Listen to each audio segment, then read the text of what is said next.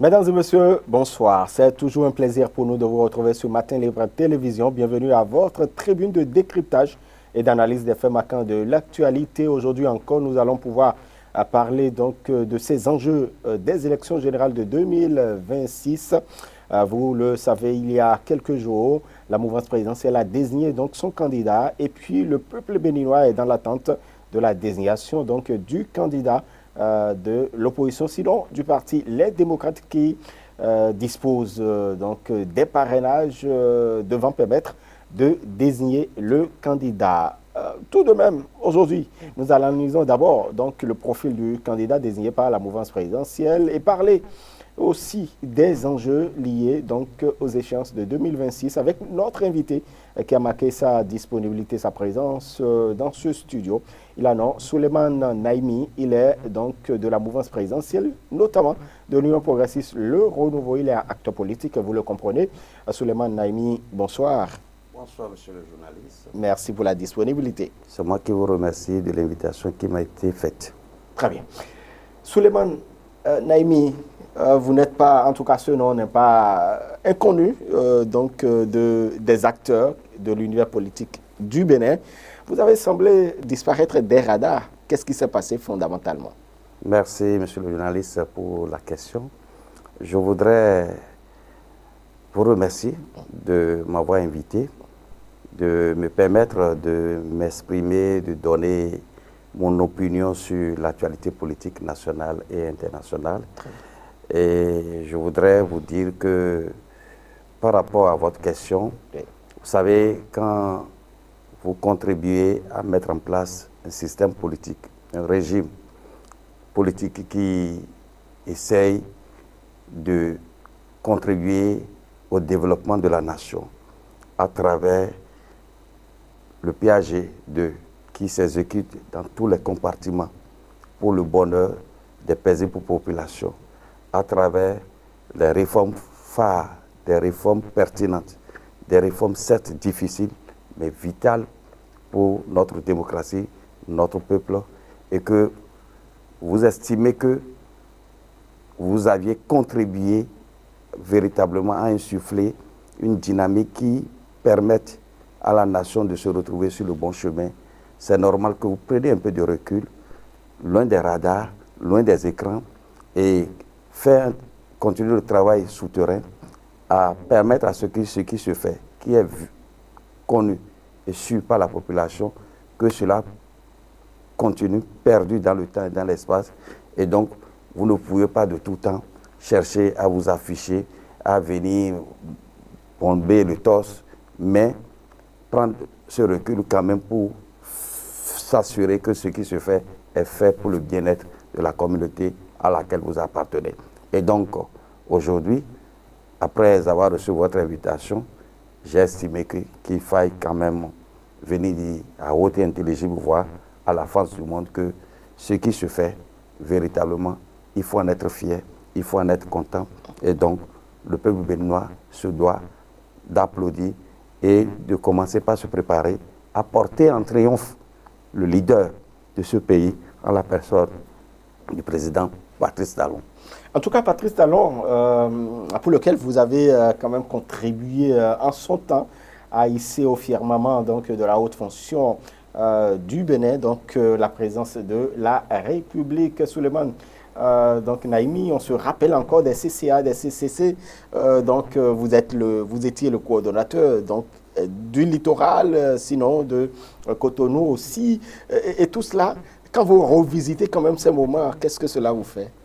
Je pense qu'on ne peut qu'en être fier d'avoir su opérer le bon choix et faire un clin d'œil à toute la population béninoise, surtout ceux qui ont porté leur choix sur le candidat d'alors, le président Patrice Talon, au premier tour, ce qui nous a permis de signer l'accord de la rupture.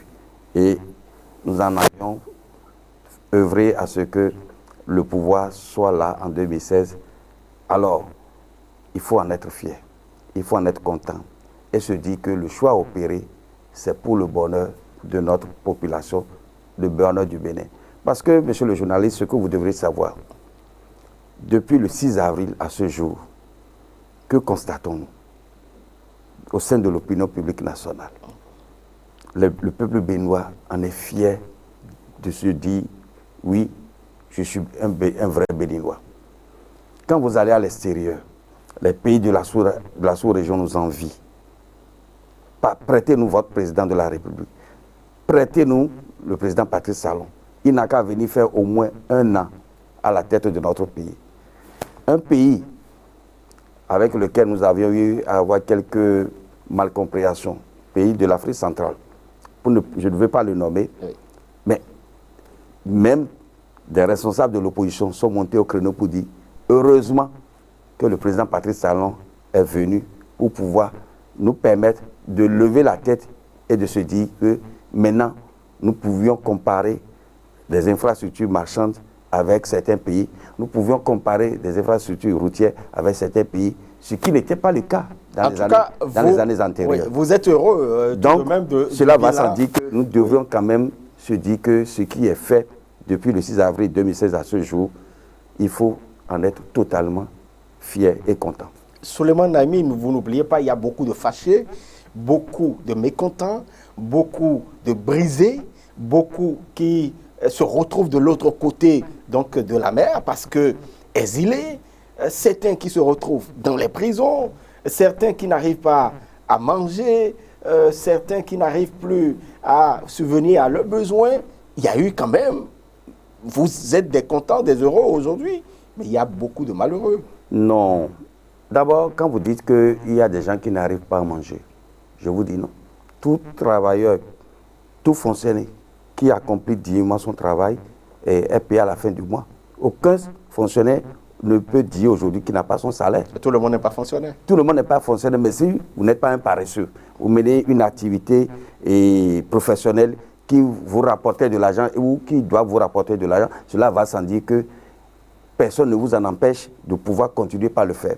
Vous avez parlé des exilés, mais si des gens ont eu à avoir posé des actes délicieux des années antérieures, des gens ont eu à mettre, à gérer des deniers publics pas de façon correcte, pas de façon saine, et que la justice les interpelle, cela va sans dire que chacun doit en répondre.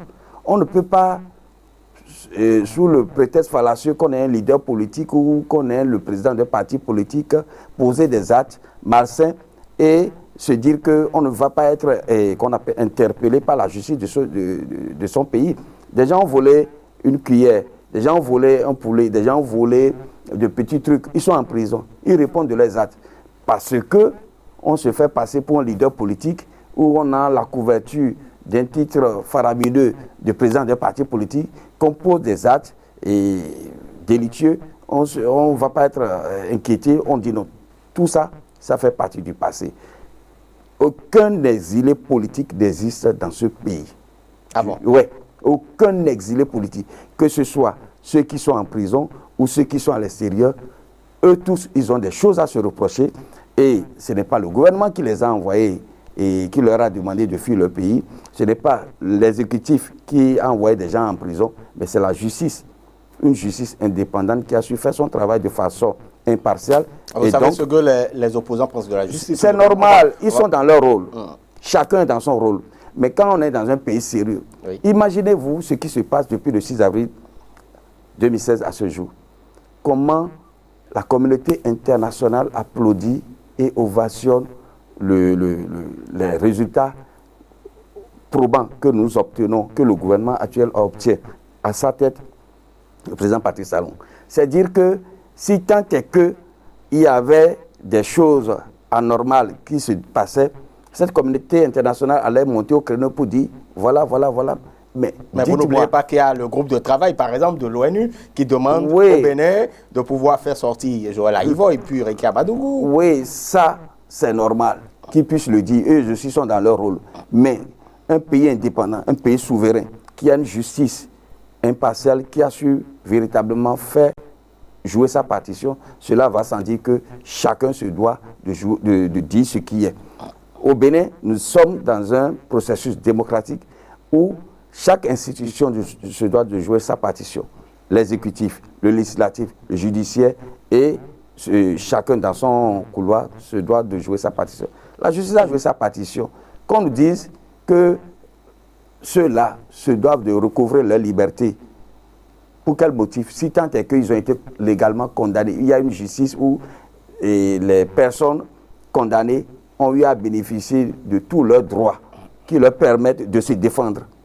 Cela va sans dire que si la sentence est tombée et qu'elle doit être exécutée, force doit rester à la loi. Et nous pensons que chacun doit rester dans son couloir pour que ce qui se fait se fasse dans les règles de l'art. Très bien.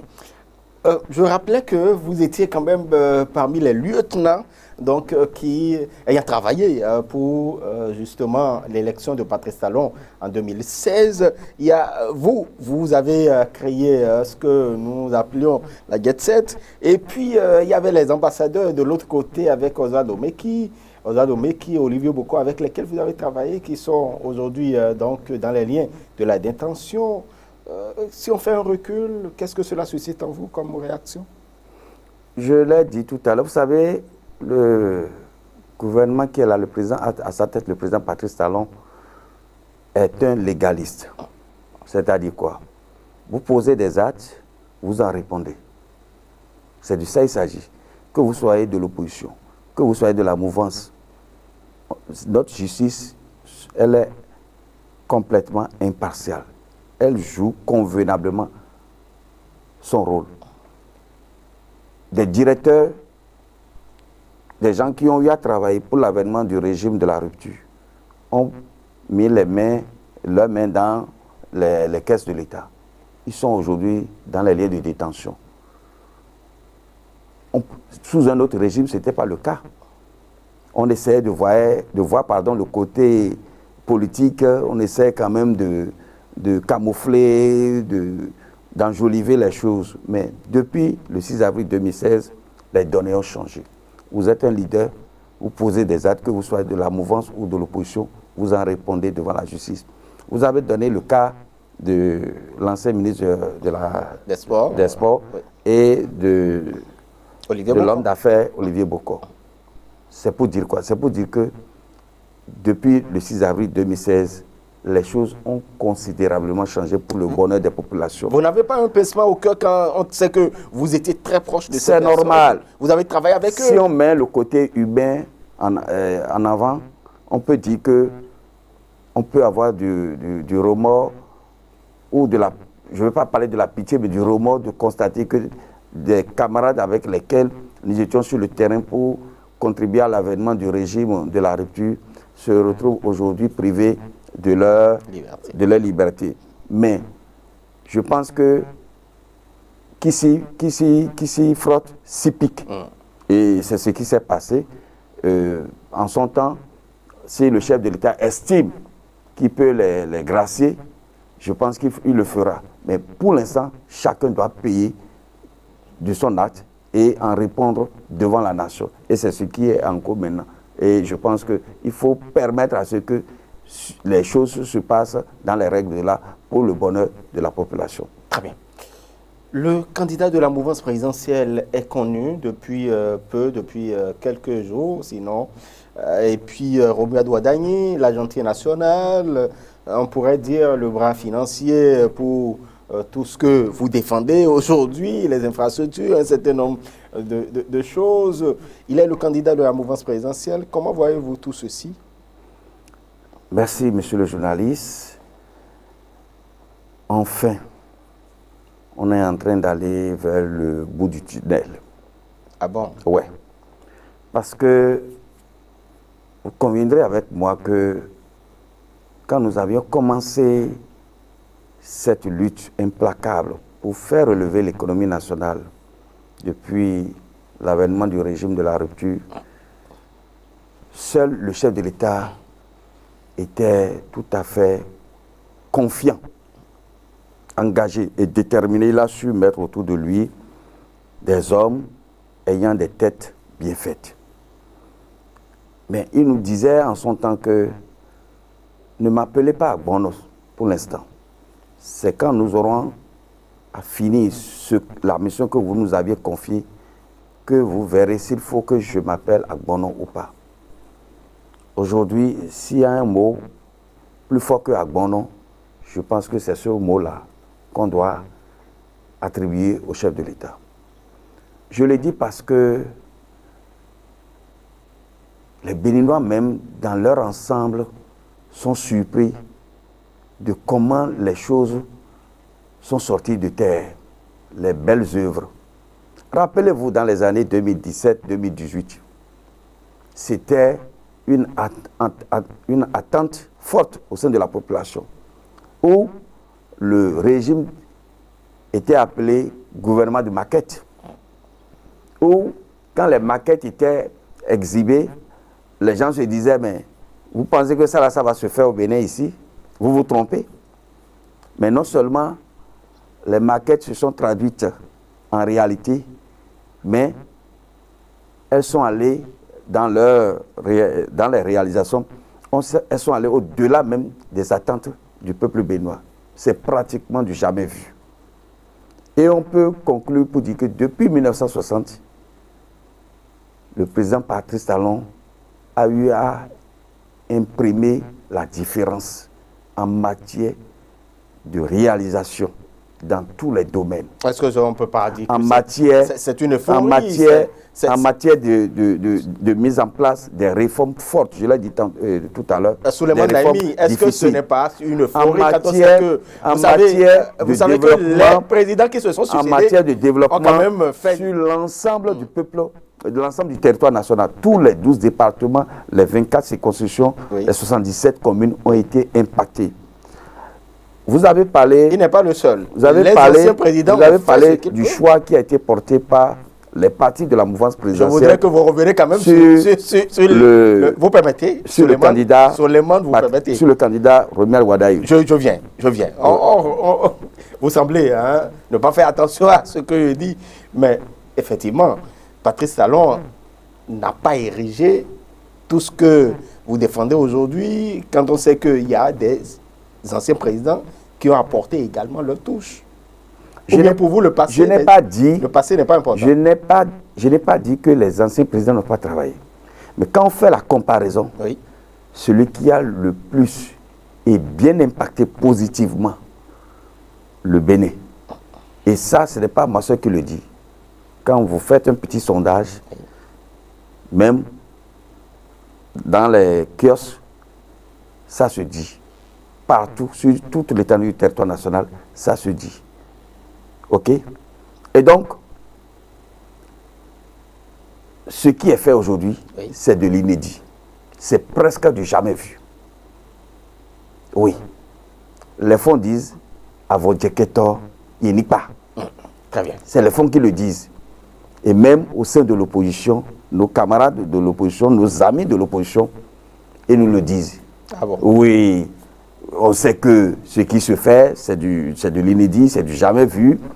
C'est pratiquement à la limite une révolution positive, infrastructurelle.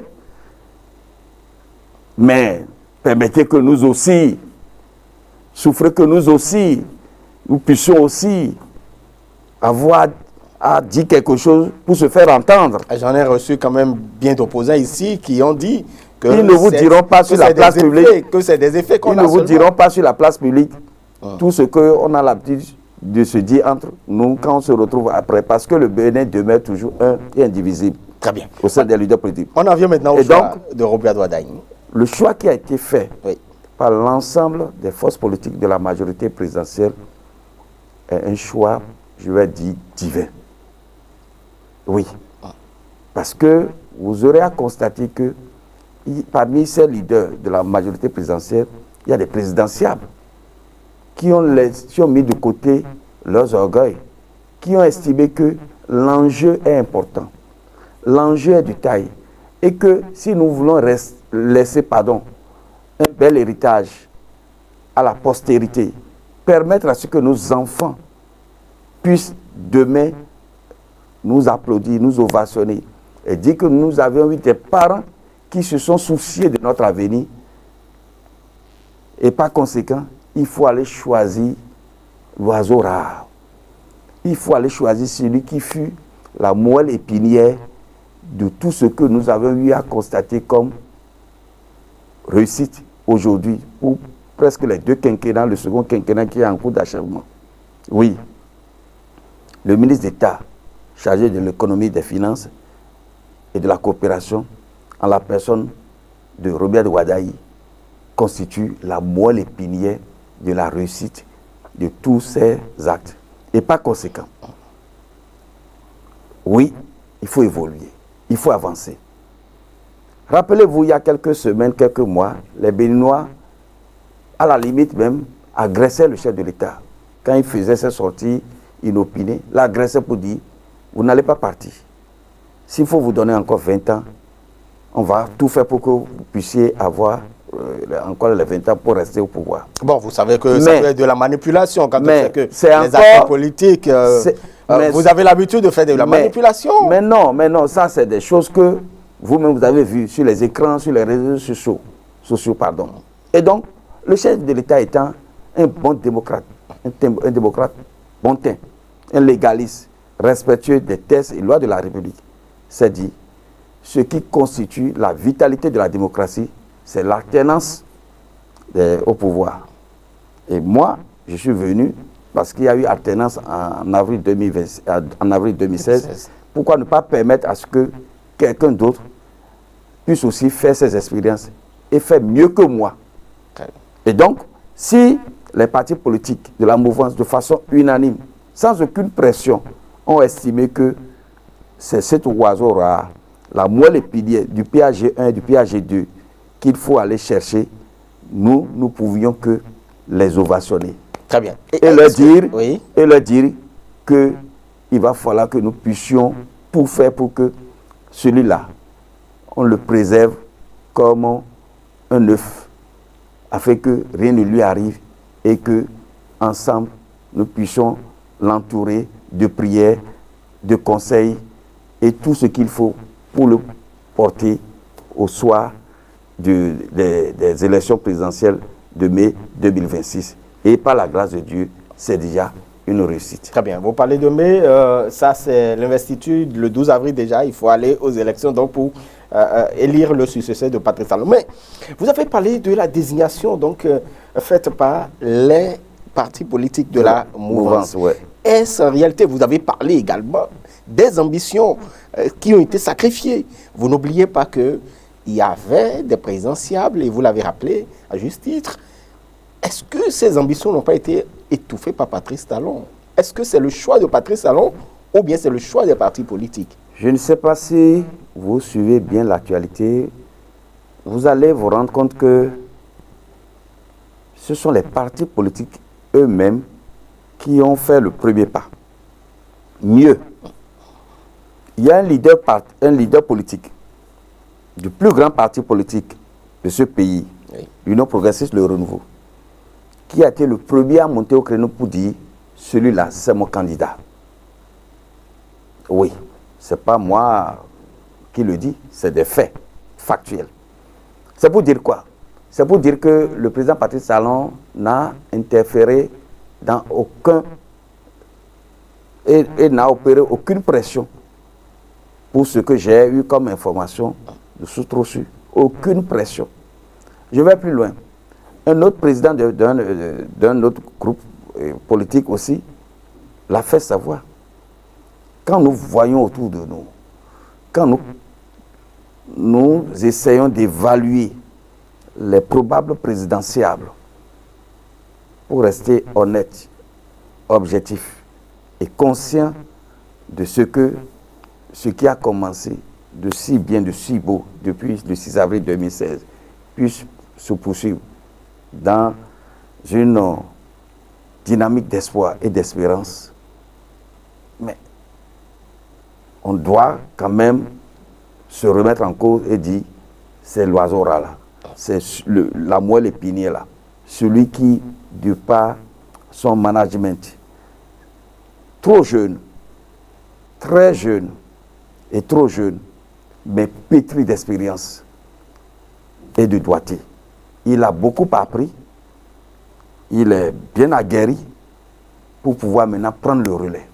Et c'est une chance qui est offerte à la jeunesse de ce pays. Est-ce que ce n'est pas tout de même remettre en cause le système, la réforme du système partisan quand on sait que le candidat de la mouvance n'est issu d'aucun parti politique? En fait, la réforme du système partisan, c'est d'abord, l'objectif premier, c'est d'en arriver d'abord à avoir des partis forts, des partis nationaux, présents dans les 12 départements, dans les 24 circonscriptions et dans les 77 communes. Souvenez-vous qu'il y a 10 ans, on avait des clubs familiaux qui se faisaient passer pour des partis politiques. On avait 2 ou 3 poulets tendus qui se retrouvaient, qui se faisaient passer pour un parti politique. Mais aujourd'hui, ce n'est plus le cas. Même l'opposition, dans son fort intérieur, applaudit la mise en place de la réforme sur le système partisan. Certes, ça a été dit qu'il n'est pas membre d'un parti politique. Mais si l'enjeu aujourd'hui est de permettre à ce que ce qui a commencé de beau, de bien, depuis le 6 avril 2016, puisse perdurer dans le temps et dans l'espace, et que le ministre d'État, en la personne de Romuald Wadaï, est un Béninois bon teint. Il est né à Lokossa en juin 1976. Il a fait ses études universitaires au Bénin ici et les autres dans les universités étrangers. Il a eu de grands diplômes, co-associé du groupe Deloitte. Quoi de beau pour servir la nation? Laissons de côté les autres paramètres de dire ça met à mal la réforme sur le système partisan. Aujourd'hui, il est d'un fait, oui, nous avions des partis nationaux. Et on n'aura plus à assister à des clubs électoraux où chacun tire le drap de son côté. Aujourd'hui, l'enjeu, c'est le Bénin, et rien que le Bénin. Et c'est ça le plus important. Très bien. Souleymane Naimi, le non-activisme politique de Robert Wadaï, est-ce que ce ne sera pas un frein pour sa gouvernance s'il était élu? On n'en est pas encore là, mais s'il devenait président, parce qu'il n'est pas politique. On a besoin d'être politique âprement. D'abord, avoir occupé le poste de ministre de la République, oui. Après ministre d'État. Et ministre d'État, la coopération lui a été attribuée. Il est plus qu'un homme politique. Il gère une panoplie de structures qui sont sous sa direction. Il gère des leaders politiques qui sont nommés à des postes. Il manage. Et je vais vous dire, chers amis journalistes, méfiez-vous de l'eau qui dort. Oui. Le plus important, et comme on a eu à le constater pour ce qui est du ministre d'État, Romuald Wadaï, c'est l'efficacité dans la discrétion. Et comme on en a besoin, c'est un oiseau rare, très recherché même au niveau de la communauté internationale, où seulement son nom, le fait d'appeler son nom, vous vaut véritablement une crédibilité. Vous êtes reçu avec beaucoup d'honneur. Son nom permet à bénéficier des signatures sur les marchés financiers internationaux. Sérieusement? Mais quelles sont les preuves alors? Écoutez, parce que là, vous nous informez. Depuis le 6 avril 2016 à ce jour, oui. Est-ce que vous avez entendu parler d'un voyage du chef de l'État pour aller signer des accords de financement de tel projet, tel projet, tel projet? Non. Comme cela se passait sous les régimes défunts? Non. Non. On est ici et c'est les partenaires eux-mêmes qui viennent, les bailleurs de fonds qui viennent, et ensemble, tout se fait sous sa direction, sous sa houlette. Ça veut dire que le modus operandi a été revu. Ça veut dire que les choses ont changé. Les choses ont changé qualitativement et quantitativement. Les gens se demandent, mais on trouve l'argent là-haut pour réaliser toutes les infrastructures que nous constatons. Presque toutes les grandes villes du Bénin sont en chantier. Il y a certains qui ont été mobilisés par l'ancien régime, le régime dirigé par Boni Yayi. C'est ce qui se dit. C'est ce qui se dit. Vous ne croyez pas? Vous savez que l'État a une continuité. C'est ce que je voulais dire. L'État a une continuité, mais... Et donc, il faut reconnaître qu'il y a des moyens qui ont été mobilisés précédemment. Mobilisés précédemment. Mais qu'on le veuille ou non, le plus gros lot a été mobilisé par le régime en place. Parce que la vision de développement du président Patrice Talon dépasse même l'entendement même de nous qui avions été à ses côtés, de nous qui sommes avec lui. Quand on parle de développement, il y a le développement macro, il y a le développement micro. Avec le président Patrice Talon, rêver gros, rêver grand pour pouvoir être avec lui. Si vous voulez parler de micro-développement, vous n'avez aucune chance de travailler avec lui. Parce que c'est un monsieur qui voit loin, qui rêve beaucoup, qui se dit qu'il est important que le Bénin devienne comme les pays émergents, comme le Japon, comme la Chine. Il rêve grand et par conséquent, c'est bien beau qu'il se fasse entourer des compétences notables, des compétences fortes pour contribuer à nous permettre d'avoir le niveau de développement que nous avions aujourd'hui. Et lui-même, il nous l'a dit la dernière fois. Celui qui va venir, mon rêve, moi, Patrice Talon, c'est qu'il fasse mieux que moi.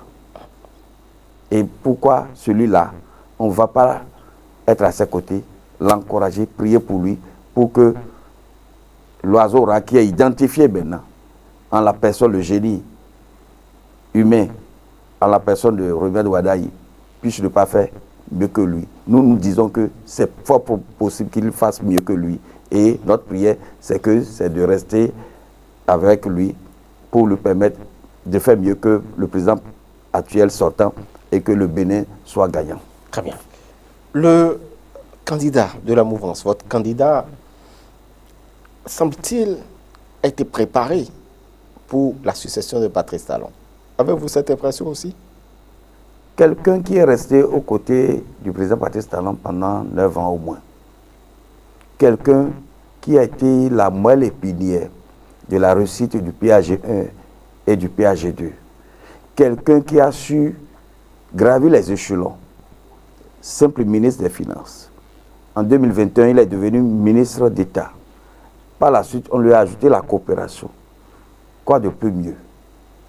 Il est, par expérience, il est bien préparé. Intellectuellement, il est déjà, je vous l'ai dit tout à l'heure. Ce dont je parle, c'est-à-dire Patrice Talon l'a préparé pour sa succession. Le président Patrice Talon, pour tous ceux qui ont travaillé à ses côtés, ont beaucoup appris. Et mieux, je dirais, en termes de rigueur, en termes de respect des principes de bonne gouvernance, oui. Tout ça là, je pense qu'il est le mieux à même de véritablement mettre en exécution toutes ces bonnes manières, tous ces bons principes, cette bonne gouvernance pour que le Bénin de demain soit le Bénin que nous avons tous rêvé depuis que nous avons accédé à notre indépendance en 1960. Est-ce que la Jet 7 reviendra? La Jet 16 fut un mouvement qui a vu le jour pour permettre au président Patrice Talon de gagner les élections en 2016. Elle a travaillé, elle a atteint ses objectifs. Est-ce qu'elle reviendra? Il revient à ses membres fondateurs de se retrouver dans ce qui va commencer très bientôt. Mais ce que je voudrais vous dire, oui, monsieur le journaliste, nous rêvons à ce que le candidat de la mouvance puisse gagner les élections, les prochaines élections présidentielles au premier tour KO. Oui. Ce ne sera pas si facile. Hein? C'est un rêve. Parce que, bon, c'est un rêve et vous aurez à constater que depuis que le choix a été porté sur sa modeste personne, il y a eu un enthousiasme terrible dans les foyers, dans les ménages. Ah bon? Vous avez visité les foyers? Dans les couvents. Vous avez fait un sondage? Nous avons eu les retours. Vous avez fait un sondage? Nous avons eu les retours et vous avez écouté même des leaders de l'opposition. Pensent autrement. Des leaders de l'opposition, oui, monter au crédit pour dire celui-là, même si je suis de l'opposition, c'est mon candidat. Cela ne voudra pas dire que ils vont pouvoir. C'est de l'inédit, c'est presque du jamais vu. Et par conséquent, nous estimons qu'il est important que la mobilisation soit encore plus forte. Plus forte au niveau de la jeunesse. Parce que le ministre d'État, Romain Wadaï, d'abord, c'est un jeune. Et c'est une chance qui veut être offerte à la jeunesse de prendre ses responsabilités. De prendre ses responsabilités pour ce qui est de la gestion d'un pouvoir d'État. Gérer un pouvoir d'État, ce n'est pas chose facile. Mais nous estimons que si nous nous mobilisons dans tous les compartiments, dans tous les hameaux, dans toutes les rues, dans toutes les maisons, dans tous les quartiers, les communes, les arrondissements, sur toute l'étendue du territoire national, le chaos est une évidence. Très bien. Et donc, oui.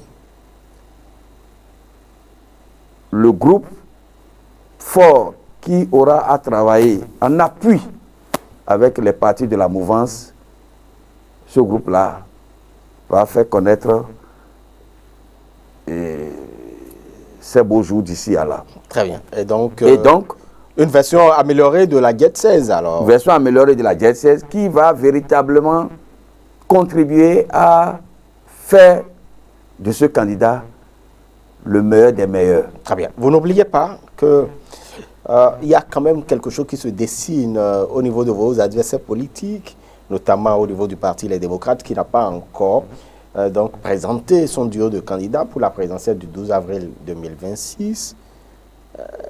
Vous ne ressentez pas quelque chose? En fait, ce que je ressens, c'est que, vous savez, les camarades, les amis de l'opposition eux-mêmes se sont retrouvés complètement surpris. Ils sentent aucune pression. Hein? Ils ont été surpris du coup fatal, de l'uppercut que la mouvance leur a asséné. Ah bon? Oui. Ils s'attendaient à tout. En fait, vous parlez du coup fatal, hein? Oui. Parce que pour eux, ils s'attendaient à tout. Ils s'attendaient au déchirement des partis de la mouvance, à désigner plusieurs candidats, à une dislocation à la limite. Mais ils ne s'attendaient pas à cette unanimité qui s'est faite autour d'un leader. Mais pour certains, c'est une unanimité de façade. Et donc, pour eux,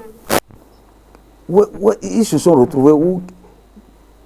Comment en sont-ils arrivés à pouvoir aller dénicher l'oiseau ras là? Et par conséquent, ils se disent, c'est pas vrai. Le génie de la rupture là, c'est toujours nous donner des uppercuts à des moments où nous nous attendions. Et par conséquent, ils sont encore dans leur sommeil comateux. Ah bon? Oui. Et de là, ils ne savent plus quoi faire. Ils se cherchent. Ils se cherchent. Pourtant, certains responsables nous ont confié. Et donc, ce n'est pas le cas. Ils sont en train de respecter leur calendrier. Et donc, oui, un calendrier de façade. Un calendrier de façade. Je vous dis, on se retrouve en offre, on échange. Mais malheureusement, nous, on n'est pas là pour savoir si ce que vous dites, c'est vrai. Oui, je ne fais que lever un coin de voile sur ce qui se dit en offre. Pour vous dire que vous aurez à constater, le président Patrice Talon, qui est aussi un génie OP, a dit, qu'est-ce qui vous dit que d'ici à là, le président Yahi Boni et moi, nous n'aurons pas le même candidat? Ah, donc, vous croyez à ça? Wait and see. Très bien. Et le temps pour nous de recevoir votre mot de fin, parce que malheureusement, nous sommes au terme de nos discussions. Voilà, ça passe vite. Souleymane Naimi, nous savons que les tout prochains jours, il y aura encore d'autres faits majeurs, donc on pourra toujours se retrouver pour en discuter sur Matin Libre Télévision. Votre mot de fin.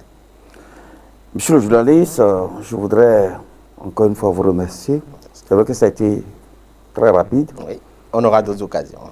Mais je voudrais demander au peuple béninois de façon générale et à la jeunesse de façon particulière d'avoir foi et d'être confiant en l'avenir de ce pays, de ce que les dirigeants que nous avions aujourd'hui ont su penser au bien-être du Bénin, au bien-être de chaque citoyen.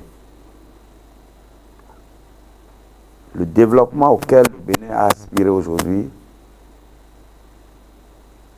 se doit d'être perpétué et que, avec le choix opéré par les partis de la mouvance présidentielle, ce choix détermine déjà la suite de ce qui va se passer les jours, les semaines, les mois à venir. Et donc, il revient à la jeunesse, de façon particulière au peuple béninois, de se dire que le développement durable et grandiose de notre pays doit se retrouver dans nos mains et que chacun, à son niveau, se doit de se battre, d'aller vers son prochain pour lui dire n'arrêtons pas la bonne dynamique qui a commencé pour que demain, nous puissions être fiers d'avoir fait partie de cette génération qui a su permettre au Bénin de pouvoir défier les autres nations de la sous-région et pourquoi pas du monde entier. En tout cas, demain, il fera beau avec le président Romuald Wadaye. En tout cas, vous prophétisez déjà, hein, comme le dirait l'autre. Merci beaucoup à vous. C'est moi. Souleymane Naimi, vous êtes acteur politique. Vous êtes donc de la mouvance présidentielle, notamment de l'Union progressiste Le Renouveau. Mesdames et messieurs, c'est fini pour nos échanges à la faveur de votre émission Matin Libre Politique. On va se retrouver donc très bientôt encore pour d'autres thématiques à aborder avec un autre invité. Merci donc de nous rester fidèles. À bientôt.